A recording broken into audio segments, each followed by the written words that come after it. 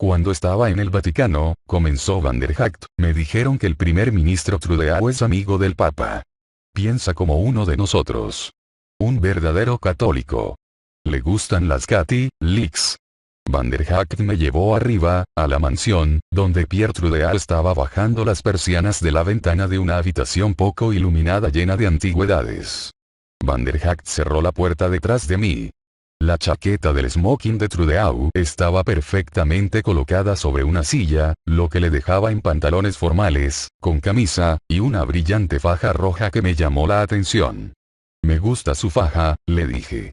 ¿Nadie te ha enseñado silencio aún? Su actitud sombría, áspera quedaba suavizada por una voz suave y sedosa. La parte de mí que había sufrido el rito de permanecer en silencio se activó, asumí que Trudeau lo sabía todo sobre interdimensionalidades según mis percepciones deliberadamente formadas. No comprendía que las interdimensionalidades en realidad equivalían a la dimensión interna de mi propia mente compartimentada. Del mismo modo, tampoco entendía que Keys to the Kingdom, las llaves del reino, se refería al conocimiento de los códigos, las llaves para activar mi controlada mente. Guy me ha dicho que te gustan las Catholics, le dije, repitiendo lo que Van der Haagt me había dicho. ¿Eres tú el guardián de las llaves? Trudeau con sus ojos fríos y oscuros, aparentemente miraba a través de mí. Puedes aprender más en la escuela del pensamiento que con preguntas precoces. ¿No has aprendido que los niños deben ser vistos pero no escuchados? ¿Es esta una pregunta precoz? Le pregunté. ¿Qué es una pregunta precoz? Trudeau suspiró con impaciencia. Esto es irrelevante. Lo que importa es que cierres la boca, aquietes la mente, y entres en la escuela del pensamiento. El silencio es una virtud. Escucha el silencio en la quietud de tu mente. Adéntrate en el interior de tu mente, dirigiendo lentamente. Más y más profundo donde es tranquilo y en silencio, Trudeau manipulaba hábilmente mi mente con sofisticados lenguajes hipnóticos. No solo dio de alta mi silencio para las perversiones pedófilas a las que él se entregaba, sino que instruyó mi escuela de pensamiento de una manera que se equiparaba a la programación.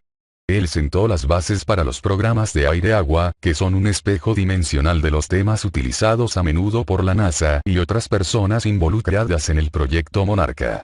Jugando con el sonido de su propio nombre Pierre, añadió un giro perverso al tema cada vez que accedía a prostituirme con él. Si yo hubiera sido capaz de sentir miedo, habría tenido miedo de Pierre Trudeau.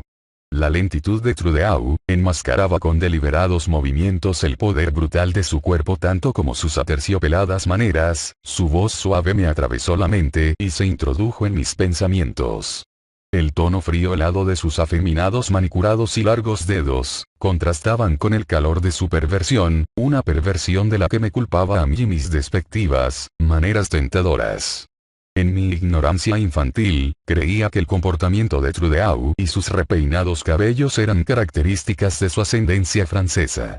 Yo lo sé todo de los franceses, presumí ante mi nuevo abuelo Van, cuando le visitamos en su casa de Milwaukee, Wisconsin. El padre de mi madre había muerto poco antes de que Kennedy fuera asesinado, y mi abuela rápidamente se pegó a un rico hombre de negocios, de la alta política de Milwaukee. La abuela había conocido al abuelo Van Vandenburg en el buque de pasaje / mercancías que recorría las aguas de los Grandes Lagos, el Clipper Milwaukee. El Clipper transporta carga, incluyendo los Cadillacs para la Vandenburg Motors de Canadá, así como las drogas autorizadas por el servicio de guardacostas local a través del gobierno de Estados Unidos y que mi padre distribuía. A veces acompañaba a mi padre a los muelles de Muskegon a recoger el cargamento, lo que a menudo involucraba la prostitución. Henry Ford y Guy Van der Haagt combinaban, a veces, negocios con placer en los casinos del barco, que es donde tuvo lugar la conexión entre la abuela y el abuelo Van según se dice. El abuelo Van conocía a Henry Ford, y en consecuencia también conocía a Pierre Trudeau. ¿Qué sabes tú de los franceses?, me preguntó el abuelo Van mientras yo estaba sentada en el suelo en su sala de estar, acariciando al perro que acababa de llevar a casa. Sin saber qué decir y estupefacta por su pregunta, me quedé en silencio. Sé que has conocido a Pierre Trudeau, espetó él. También sé que amas a los perritos. Por eso he comprado este perro para tu abuela, para que puedas disfrutarlo tú también. Se llama Pepe. Es un caniche francés. Yo lo sé todo sobre los franceses. Dije, comparando mentalmente el gran caniche francés que tenía delante con Trudeau. Tienen las uñas bonitas, acaricié las uñas pintadas de Pepe. Tienen el pelo divertido, acaricié el pelo cortado de Pepe. Y mean mucho, dije riendo. Será mejor que te lo lleves y lo haga afuera, entonces, me dijo el abuelo Van, dándome la correa de Pepe. Después de llevar al perro, por lo que me pareció, a todos y cada uno de los árboles del barrio, decidí que le llamaría Pepe. El tío Bob producía películas pornográficas de bestialismo, filmándonos a Pepe y a mí en numerosas ocasiones. Más tarde sabría que Pierre Trudeau las veía. Pepe siguió siendo una parte de mi experiencia incluso después de que el abuelo Van se divorciara de la abuela, y mucho después de que me desarrollase más allá de la perversión de Trudeau por los niños pequeños. Tardé en convertirme en una adolescente. Entonces ya tenía 13 años, mis incipientes pechos empezaban a hincharse, lo que me hacía demasiado vieja para las perversiones pedófilas de Van der Haagt. Cuando mi padre me llevaba a la isla de Mackinac a la prostitución de rutina en el retiro de los políticos, Van der Haagt me presentó un nuevo amigo que había hecho y que estaba de congresista de los Estados Unidos en Washington, D.C. El senador demócrata Robert C. Byrd, de West Virginia. Byrd había sido senador vitalicio de Estados Unidos, actuó como azote del Senado y más tarde fue presidente pro tempore del Senado y como todos los poderosos el líder de la Comisión de Asignaciones del Senado. Byrd llamaba la atención y el respeto de todos los que entraban en contacto con él, sobre todo de mi padre. Cuando nos quedamos solos en su habitación, él se cernía sobre mí en una actitud amenazante. Sus rasgados ojos azules y fríos, se fijaban en los míos. Me desnudé y acosté como me ordenó. Me sentí momentáneamente aliviada al ver que su pene era anormalmente pequeño, tan pequeño que incluso no me dolía. Y podía respirar con él en la boca. Entonces empezó a entregarse a sus brutales perversiones, hablando sin parar de cómo yo estaba hecha solo para él, debido a la enorme cantidad de dolor que podía soportar. Los azotes y las esposas de policía que había sufrido anteriormente eran un juego de niños en comparación con las torturas cercanas a la muerte del senador Byrd. Los cientos de cicatrices en mi cuerpo aún se ven hoy. Con Van der Haagt, el sexo era una cuestión de todo lo que yo le podía dar, mientras que con Byrd era todo lo que él podía obtener. Y estaba obligada a sentir el dolor que cualquier ser humano lógicamente no podía soportar. Estaba dedicada a Byrd a la edad de 13 años y eso significaba que estaría dirigiendo mi futuro en el proyecto Monarca, y mi padre quiso cultivarme según sus especificaciones. Mi existencia con DPM/TID se hizo más reglamentada desde este punto en adelante. Se me mantenía físicamente desgastada hasta el punto del agotamiento, para ser lo suficientemente receptiva a las limitadas capacidades de programación hipnótica de mi padre según las condiciones de mi mente para el control mental. En cuanto a la pornografía me vi obligada a prever que todo sería mucho más violento inmediatamente después de Byrd. El cambio pasó de ser predominantemente pedófilo y temas de bestialismo a versiones de tortura sadomasoquista, S&M. Mi padre y mi madre trabajaban en tándem cada día rompiendo mi espíritu, destruyendo los restos que quedaban de mi autoconfianza, derrumbando mi autoestima, y por lo tanto aniquilando los impulsos de mi libre albedrío. Ellos me condicionaban enseñaban que mis sueños eran reales y mi realidad eran sueños, que lo negro era blanco y arriba estaba abajo. Buenas noches, que duermas profundamente, sueña con papá y mamá es lo que oía cada noche. Esto fue pensado para confundir mi mente y para pensar que el incesto en mitad de la noche había sido solo una pesadilla. El ver la televisión, los libros y la música fueron aún más estrictamente controlados y supervisados que antes. Esto no solo era para transgredir la última minúscula libertad de elección, sino para el conjunto de propósitos condicionados del control mental. Por ejemplo, la reposición televisiva anual de Judy Garland del Mago de Oz era celebrada en casa como un día de fiesta mayor. Esto me debía preparar la mente para una futura base de programación sobre un tema en el que yo, como Dorothy, podía pasar a otra dimensión over the rainbow. Al fin y al cabo, los pájaros, birds, vuelan sobre el arco iris, fue un tema que se convirtió en una parte de mi vida. Mi padre insistía en que viera la película de la Cenicienta de Walt Disney con él, paralelizando mi existencia con la de la Cenicienta, la mágica transformación de una sucia y pequeña esclava en una hermosa princesa. Con el típico humor de la psicología inversa, él hacía referencia a las fotografías pornográficas cuando cantaba Someday My Prince, Prince de imprimir, will come, incoming, en inglés es me corro algún día mi príncipe vendrá, y literalmente colocaba el énfasis sexual en vendrá will come. Mi hermano, Bill, que a menudo hacía porno infantil conmigo, no fue uno de los elegidos por el proyecto Monarca, más allá de suministrar, en los últimos años, más niños para ser utilizados. Sin embargo, mi padre pensó que lo que era bueno para mí también sería bueno para mi hermano.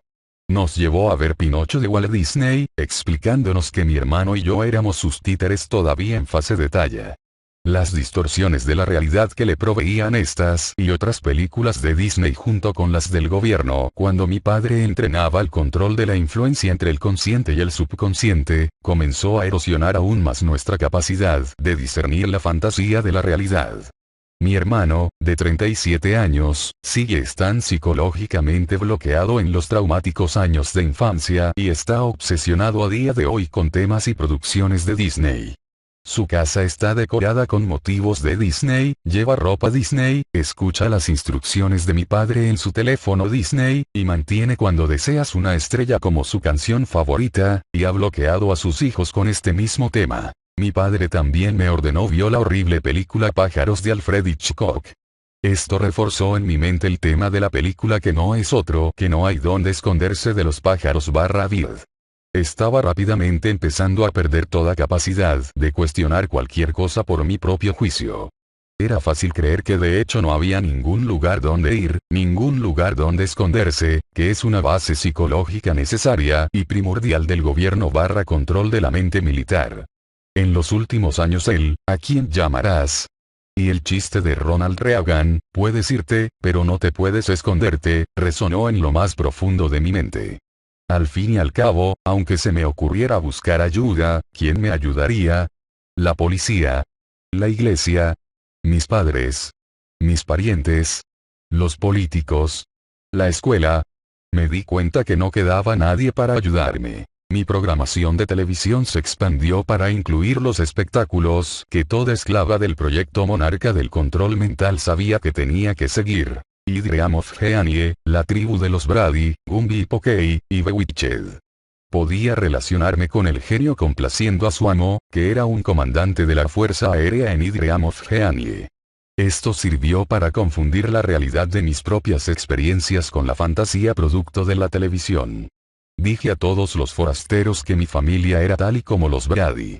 Mediante Gumby y Pokey me hicieron creer que era tan flexible como estos artistas animados de arcilla. Por lo tanto, yo era capaz, físicamente, de maniobrar en cualquier posición sexual. Los espejos representaban portales a otras dimensiones y aventuras entrelazando mi condicionamiento católico con temas de programación como Alicia en el País de las Maravillas y El Mago de Oz. En Bewitched, es el nuevo vecino normal de la puerta de al lado que se considera más loco que las brujas. Esta es otra inversión que se aplicó a mi extraña existencia. Yo era una de las únicas chicas de la escuela que escuchaba música country. En aquel tiempo, el senador Byrd se creía un violinista de música country. Era mi deber amar lo que hacía, me ordenó escuchar música country o ninguna música en absoluto. La música era mi vía de escape psicológico, una herramienta disociativa. Pero esto también se utilizó en el escenario para mi futuro como modelo presidencial esclava del proyecto Monarca de control mental. Como se ha sugerido, había leído la serie Boxcar Children una y otra vez, empatizando con los ensayos, los traumas y las tribulaciones que los niños sufrían mientras se defendían por sí mismos en la larga casa furgón de las vías del tren. Mi padre a menudo me hacía sonidos de tren, al pasar, para recordarme subconscientemente que yo estaba en ese momento in training entrenando, en la indetectable pista del Freedom Train. 4 Tren de la Libertad.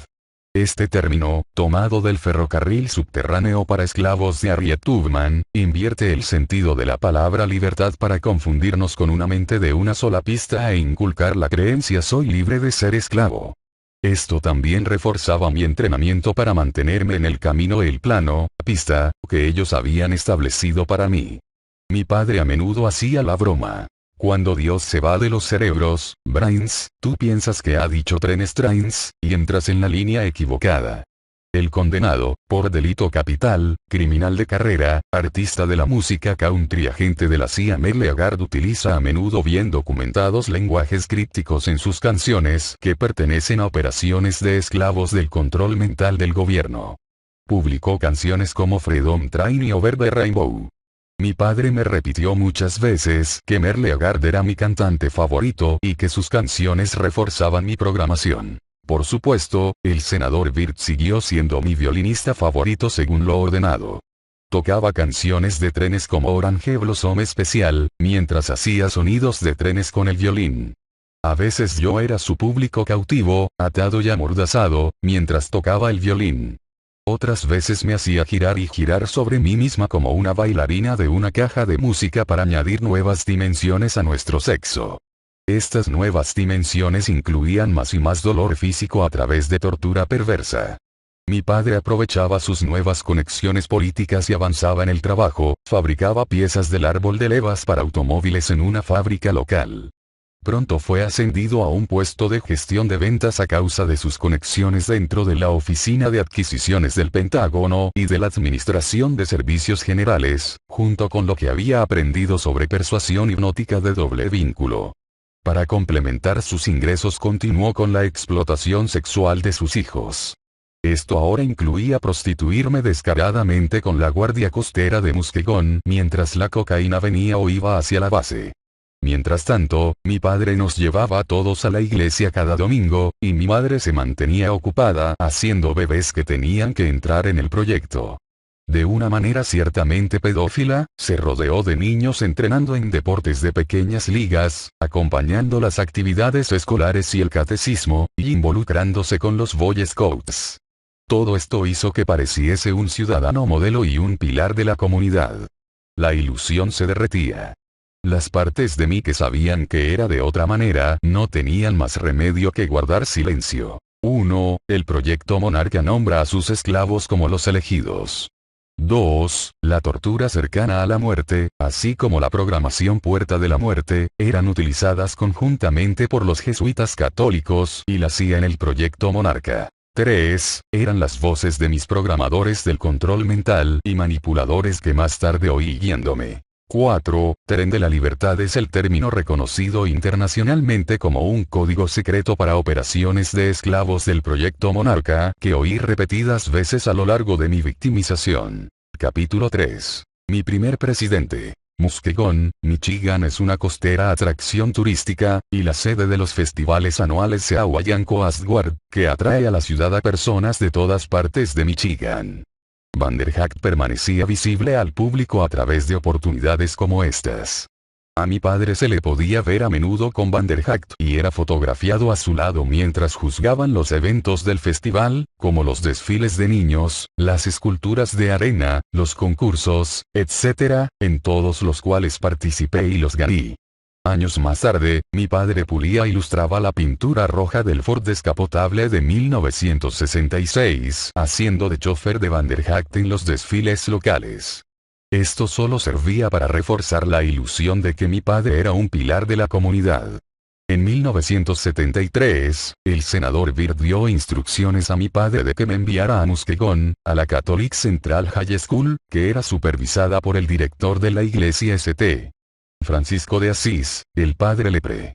La Iglesia Católica, por supuesto, tiene su propia estructura política, bajo la presidencia del Papa por encima de todos. Los fuertes lazos políticos entre la Iglesia Católica y el gobierno de los Estados Unidos se puso de manifiesto abiertamente por la muy publicitada relación entre el presidente y el Papa durante la administración Reagan. Por supuesto, yo había estado al corriente de esta relación política desde mi primera comunión, una relación que el rito de permanecer en silencio pretende encubrir. Mi experiencia de la participación directa de la Catholic Central con el proyecto Monarca de acondicionamiento físico y psicológico confirma además la unión entre el gobierno de Estados Unidos y la Iglesia Católica. Cuando el senador Vir me cambió de la escuela pública a la parroquial, también destruyó, debido a la disociación, mi personalidad de la escuela. Ya no podía considerar la escuela como mi refugio contra el abuso, ya que estaba controlada por la iglesia y, como más tarde supe, controlada también por un sector corrupto de la CIA. En el momento en que me inscribieron en la Catholic Central, las camarillas y los grupos ya se habían formado.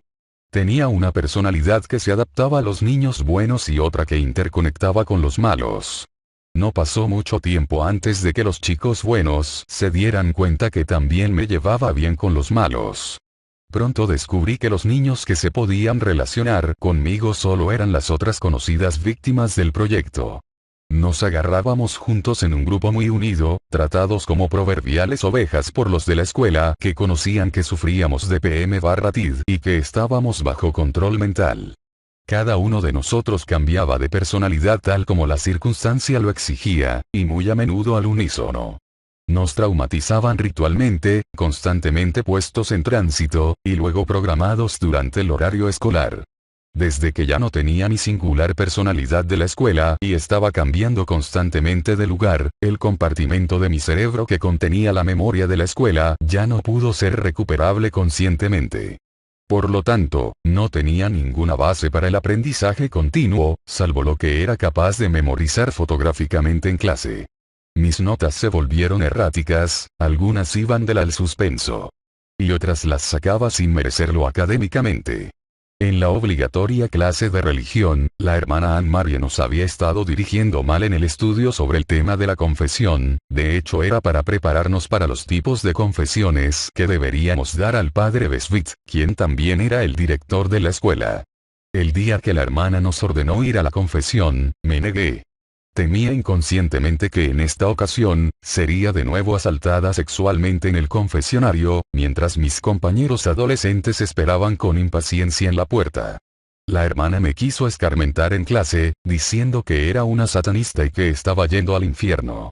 Sin las aparentes fugas hacia el ocultismo que proliferaban en la escuela, ya no podía diferenciar entre el catolicismo y el satanismo. Fueran cuales fueran los propósitos del senador Vir para enviarme a una escuela católica, nadie parecía darse cuenta de que yo no tenía ninguna razón para adherirme a los principios de la religión católica. Por lo tanto, la aplicación inversa del satanismo tampoco tenía ninguna magia espiritual. La brecha de la lucha contra la superstición que la escuela católica, sin darse cuenta, abría dentro de mí, solo sirvió para descartar los principios ocultos y los traumas supersticiosos que trataban de utilizar para controlarme. El satanismo se utiliza a menudo como una base extrema del trauma del dolor/violencia en el proyecto Monarca de control mental, parece ser que debido a una anterior investigación del nazi alemán Himmler. No me adhiero a la deseada actitud de impotencia de que esto es una guerra espiritual y está fuera del reino de la humanidad la capacidad de pararlo.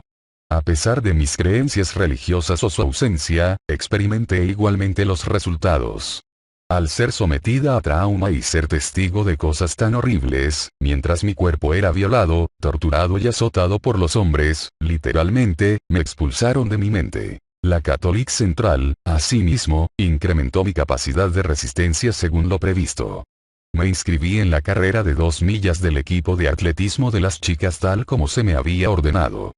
La Catholic Central de Muskegon lideró el estado de Michigan en los deportes de secundaria, utilizando la técnica de control mental para modificar a sus atletas estrella e hizo que sobresalieran más allá de los registros preestablecidos. La escuela ganó el reconocimiento nacional por su contribución a las ligas profesionales debido a la fabricación programada de atletas. Pero, al igual que los Dodgers de Tommy Lasorda, las persistentes victorias de la Catholic Central comenzaron a levantar sospechas y preguntas.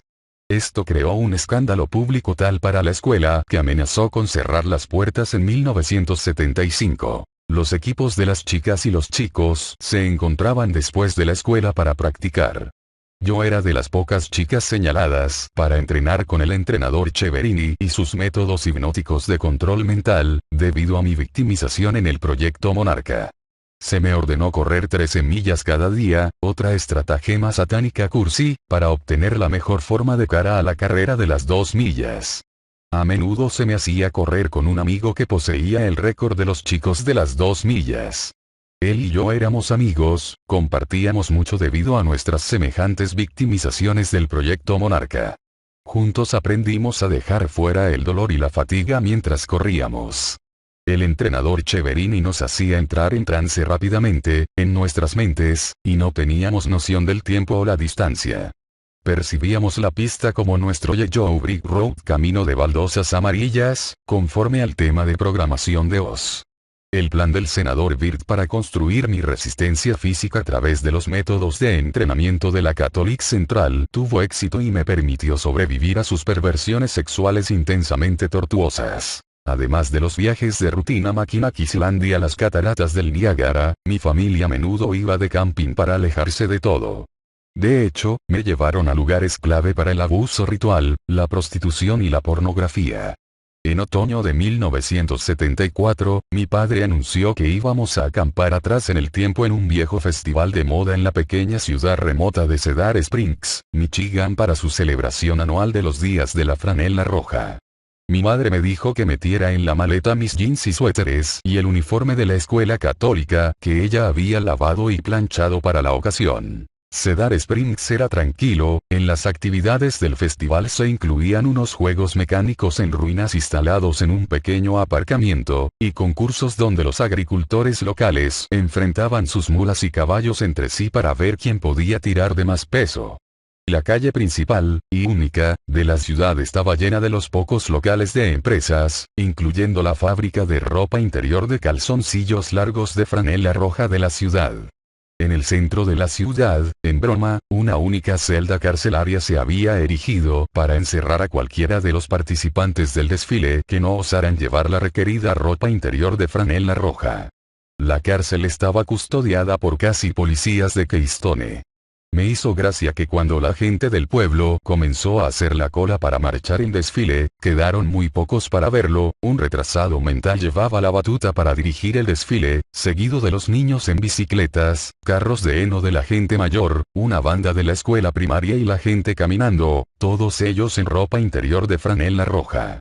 Al final del desfile, el coche de bomberos de la ciudad se acercaba, rodeado de numerosos policías en motocicletas. Sentí gente susurrando «vendrá el presidente». Supuse que se referían al presidente de la fábrica de ropa interior. Estaba equivocada. Vi con horror cómo el camión de bomberos se detenía, y entonces el servicio secreto ayudaba al presidente Gerald Ford mientras bajaba al pavimento. Mi padre estaba emocionado tirándome del brazo, medio me arrastraba a través de la pared de agentes del servicio secreto, para hablar con el presidente Ford. Miré a mi alrededor nerviosa mientras mi padre hacía los arreglos necesarios con Ford para prostituirme con él más tarde esa misma noche. Vanderhacht, que al parecer no se perdía un desfile, estaba firmando autógrafos. Mientras él me sonreía, alguien me cogió por el brazo. Nerviosa y asustada, me puse a gritar. La multitud se puso a reír mientras un policía de Keystone me llevaba a la cárcel, me reñía por no llevar la ropa interior de franela roja mientras estuve hablando con el presidente. Yo trataba de ser discreta con la esperanza de que nadie me viera del agrado de Ford, pero claro, ellos no lo conocían como yo. El policía de Keystone insistía una y otra vez en lo afortunada que había sido hasta que mi padre pagó la fianza y fui liberada de la celda. Esa noche, me puse mi uniforme de la Catholic según las instrucciones y entré en un trance disociativo cuando mi padre me llevó al local de la armería de la Guardia Nacional donde me prostituía a Ford. Ford me llevó a una habitación vacía, me empujó al suelo de madera mientras se desabrochaba los pantalones y me decía, ruega por esta. Luego, brutalmente, me asaltó sexualmente. Más tarde, mi memoria fue compartimentada mediante el uso de alto voltaje. Y me llevaron al asiento trasero del coche donde me senté con los músculos contraídos, aturdida por el dolor, e incapaz de moverme. Cuando volvimos a Muskegon, mi padre me envió a la playa como siempre, para permitir que la repetición de las olas rompiendo contra la playa lavara mi mente libre de memoria, mientras observaba la puesta de sol. Estaba totalmente bloqueada en la creencia de que realmente no había dónde ir, ni siquiera al presidente de Estados Unidos. Recuerdo que la parte sana de mi yo, mi personalidad innata, parecía morir después de ver a Ford como presidente. Recuerdo subir por las escaleras de la Católica Central High School una mañana, llegando a la puerta, y llorando sin control. Me hice un hartón de llorar en la parte de arriba de las escaleras. Ni siquiera sabía por qué estaba llorando. Teniendo el DPM, casi nunca lloraba. Pero yo todavía estaba sollozando horas más tarde cuando la escuela había terminado. Alguien me encontró, pero yo no recuerdo hasta el día de hoy haber salido de las escaleras de la escuela. Realmente nunca sentí ninguna emoción después de este día hasta que fui rescatada, desprogramada y reintegrada en 1988.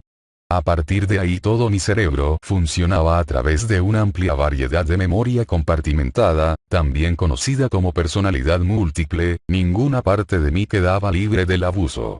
Era como si no tuviera dónde ir, ni siquiera en mi propio cerebro. Esto me llevó fuera de mi mente, que es exactamente lo que necesitaban mis abusadores para tener un control total.